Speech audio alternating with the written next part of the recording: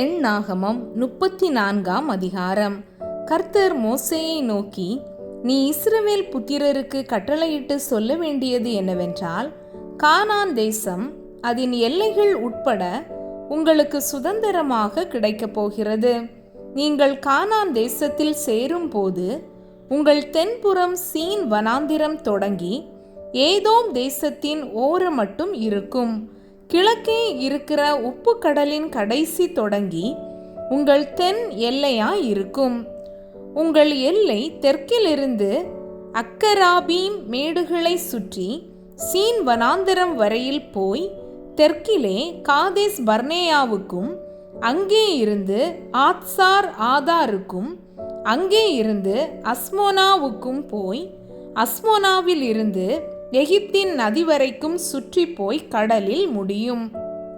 மேற்றிசைக்கு பெருங்கடலே உங்களுக்கு எல்லை, அதுவே உங்களுக்கு மேற்புறத்து எல்லையாய் இருக்கும்.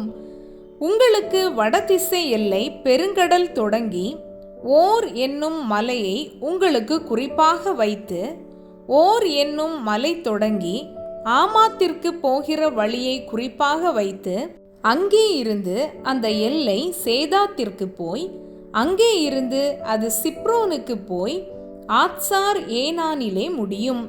அதுவே உங்களுக்கு வடபுறத்து எல்லையாயிருக்கும். உங்களுக்கு கீழ்திசை எல்லைக்கு ஆத்சார் ஏனானிலிருந்து சேப்பாமை குறிப்பாக வைத்து, சேப்பாமிலிருந்து எல்லையானது ஆயினுக்கு கிழக்கிலுள்ள ரிப்லா பரியந்தமும், அங்கே இருந்து கின்னரேத் கடல் பரியந்தமும், அதன் கீழ்கரையோரமாய் அங்கே இருந்து யோர்தான் பரியந்தமும் போய் உப்பு கடலில் முடியும். இந்த சுற்றெல்லைகளை உடைய தேசமே உங்களுக்குரிய தேசம் என்று சொல் என்றார். அப்பொழுது மோசே இஸ்ரவேல் புத்திரரை நோக்கி, 9 கோத்திரத்தாருக்கு கொடுக்கும்படி கர்த்தர் கட்டளையிட்டதும் நீங்கள் சீட்டு போட்டு சுதந்தரித்து கொள்ள வேண்டியதுமான தேசம் இதுவே.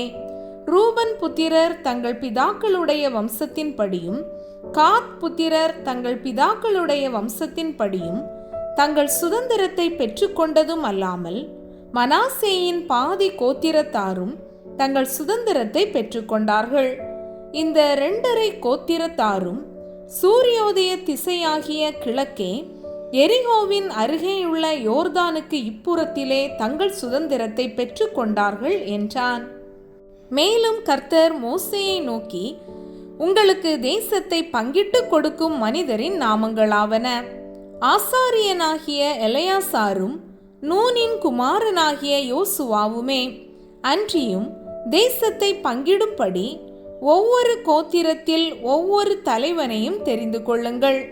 அந்த மனிதருடைய நாமங்களாவன: யூதா கோத்திரத்துக்கு எப்புன்னேயின் குமாரனாகிய காலேபும், சிமியோன் புத்திரரின் கோத்திரத்துக்கு அம்மியூதின் குமாரனாகிய சாமுவேலும், பென்யமின் கோத்திரத்துக்கு கிஸ்லோனின் குமாரனாகிய எலிதாதும், தான் புத்திரரின் கோத்திரத்துக்கு யொக்லியின் குமாரனாகிய புக்கி என்னும் பிரபுவும், யோசேப்பின் குமாரனாகிய மனாசே புத்திரரின் கோத்திரத்துக்கு எபோதின் குமாரனாகிய அன்னியேல் என்னும் பிரபுவும், எப்ராஹிம் புத்திரரின் கோத்திரத்துக்கு சிப்தானின் குமாரனாகிய கேமுவேல் என்னும் பிரபுவும், செபுலோன் புத்திரரின் கோத்திரத்துக்கு பர்னாகின் குமாரனாகிய எலிசாப்பான் என்னும் பிரபுவும், இசக்கார் புத்திரரின் கோத்திரத்துக்கு ஆசானின் குமாரனாகிய பல்தியேல் என்னும் பிரபுவும், ஆசேர் புத்திரரின் கோத்திரத்துக்கு சேலோமியின் குமாரனாகிய அகியூத் என்னும் பிரபுவும்,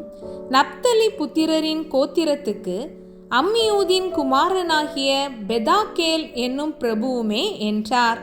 கானான் தேசத்திலே இஸ்ரவேல் புத்திரருக்கு சுதந்திரங்களை பங்கிட்டு கொடுக்கிறதற்கு கர்த்தர் கட்டளையிட்டவர்கள் இவர்களே.